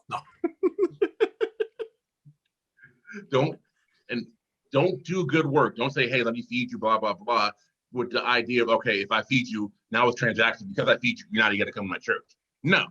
You do the work for the sake of doing the work. And if the opportunity to present Christ, if the opportunity to introduce Christ presents itself, then you seize the opportunity. But if it doesn't, oh, well, you're still doing the work. Yeah. And that can be really tangential, so I don't want to get into that. But that's how the question was, how do I rectify, but how do I correlate? How do I pair faith in just secular education? Okay. Gotcha. And that's where it is. And it's been a struggle. It took me a while to get here. And there's a great book about doubting what you learned growing up, written by a reformist preacher called Tim Keller, called The Reason for God. I do recommend it. It's a really light read. It may be 170 pages. Okay. Where it says it's okay to question, because you brought this up. You said you weren't allowed to question. No, it's okay to question, because question actually builds your faith once you dig to discover the answers on your own. Yeah. Gotcha. Not to make this a religious conversation, but that's what happens. No, listen, Jamel brought that in there.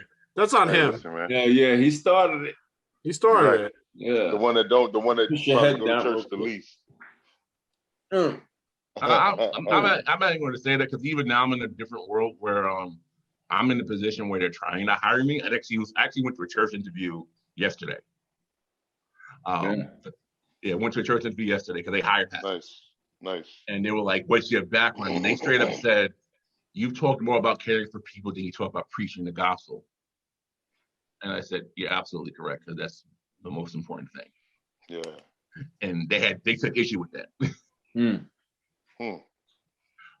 So shit. That's that. So going back to the whole thing and saying we need to educate people on the vaccine. So I'm going to bring it back full circle. Yeah. It's good. I like the way you segue. I've been preaching for 15 years. You want to know something? Anyway, you want to tell people about the vaccine. You want to be walking billboards. You want to be examples like, hey, I'm not going to turn into the fly. I mean, I can't say my hair is not going to fall off. I've been bald for 14 years. But Danny, you next. That's from the vaccine. No, it's from dating. It's from dating. The flip side is so is this. So and say I can tell people it's real red. You've seen people die. Take the chance. Right. Because I'd rather take the chance with the vaccine than take the chance with this horrible virus that has killed 500,000 Americans that we know of. Because we're not even going to talk about skewed numbers. And it's have ravaged lives together. It shut down the world. Yeah. We knew it was bad when they started affecting the money. When they canceled the Olympics, we were like, oh, cancel Christmas. It's when you start affecting the money. This whole quarantine shut down by 11 o'clock, go home early. I'm already over it. So to get to some type of normalcy, yeah. I want to barbecue this summer. I'm a fat man and I got a smoker. And I fixed it up over the winter, and I want to fucking use it. Yeah. That's really what it comes down to. Two things on that. Long Island was allowed to eat until 11. In the city, you can eat at all. Yeah. Our restrictions are far more stringent. So, that's for Long Island alone. You have to eat late. No, Long, and we can have a discussion whether we really should be or not. That's a whole other piece. Okay. So we're doing. I haven't sat down in a restaurant since this time last year. I'm not gonna say I haven't because I'm out on these streets. Going back in date. But try to do like the 6 feet. Yep. But listen. Trying to. But anywho. Listen, you already had it too, so But I can also be a carrier. There's reasons why you probably shouldn't do it. We're having an outdoor Easter service. I'm hosting an outdoor Easter service in the hood. It's Easter service and a food giveaway. And we're taking precautions. I'm not touching the mic. The singers ain't touching me. We ain't touching the people because we try to figure out how to live life because it's affecting people too. We're not naturally. We're very I can't think of the word because I'm tired. We're social. We're naturally social. That's natural propensity to be social. So being so isolated is causing issues, and I don't want to think about the ramifications for our children. I know children. I'm not going to say their names. But just know they're very close to me, who have been affected negatively by this being siloed off from their peer group. Right? Yeah. Oh, listen, I don't think there's a single kid on this planet who isn't fucked up. Like as I'm gonna put on my parent hat now. Like my kid's messed up. Yeah. Like when this is over, like the parents around the world, like bro, we're gonna have to all come together. And like our kids are gonna have to like relearn how to like be together. Yeah, it's gonna be illness, right? Like, yeah, I mean, one now of the biggest things. Like, not for nothing, trauma shared is easier to process, and like the whole human race has had this trauma, right? Yeah. And we're gonna just have to deal with it, and that's why we all have to get the vaccine, right? Like that's why we all have to get vaccinated. So hopefully this summer we can start dealing with this trauma. We can start processing this. Like our kids can turn around and like be social again. Like I really think like we're probably not gonna be able to do like indoor stuff much this year, but like outdoor stuff, especially like if we're all vaccinated, will probably be pretty safe. Mm-hmm. Like I tell you what, there's a lot of gamers that made millions. Listen, I know some of them. But like they're still not like mentally healthy. Like there's nothing like real face-to-face contact, man. Yeah. And like these kids need to be able to get together, man. Like there's a reason why in a lot of cases in the past they've proven in courts of law that solitary confinement is like fucking cruel and unusual punishment. Absolutely. Like I remember watching this documentary in Abnormal Psych where they interviewed former inmates that were in solitary confinement for 9 months, 18 months, 3 years.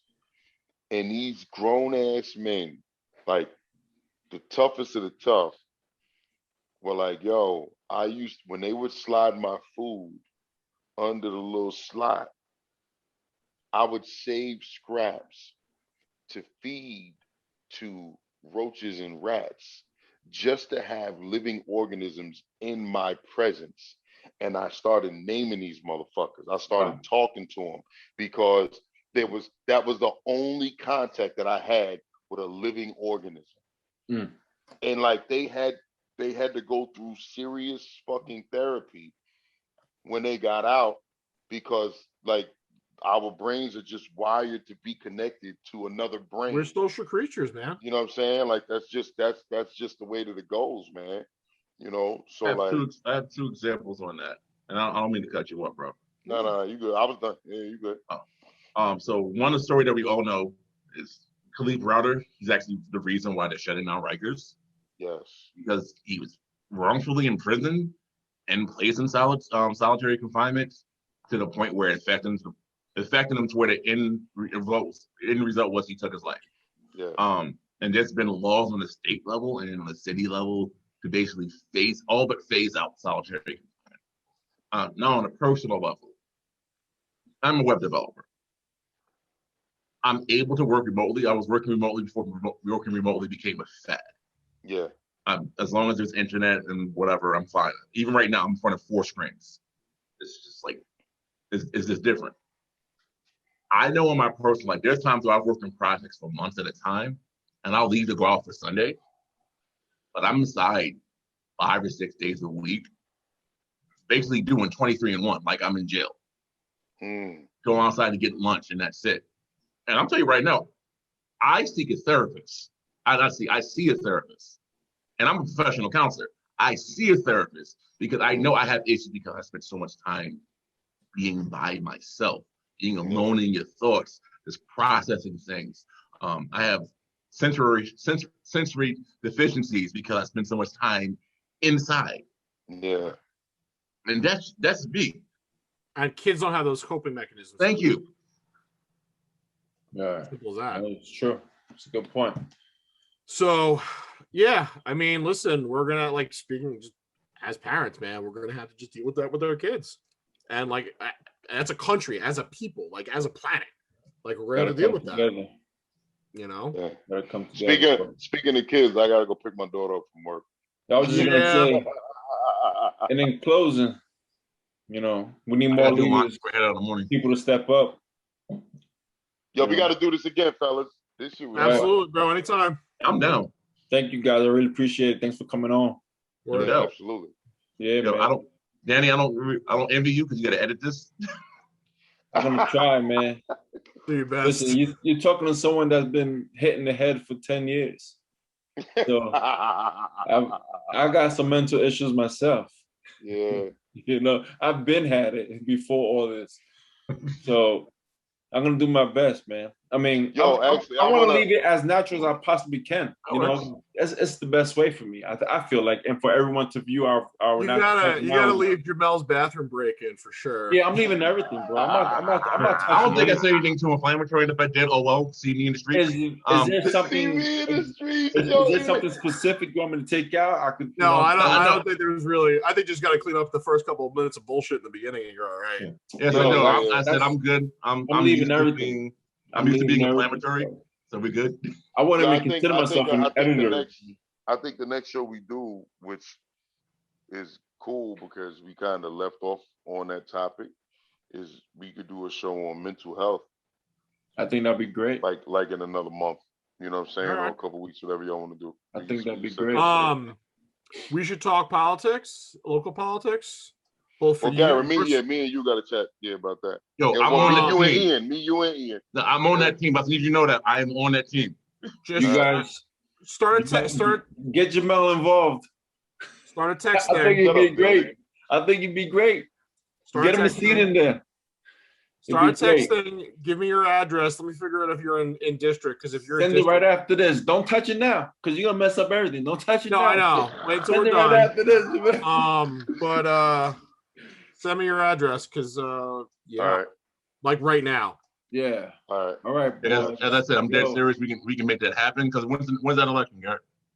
November. When's the primary? Wait, there wouldn't be a primary. Really? Yeah. Bro, this is Long Island. All right, y'all. It's so hard to run in the city. Anyway, I'm gone. Yo, it was good talking to you guys, man. Good talking to you. I'll talk to you guys soon. Garrett, I'm about to hit you now. All right, cool. 1.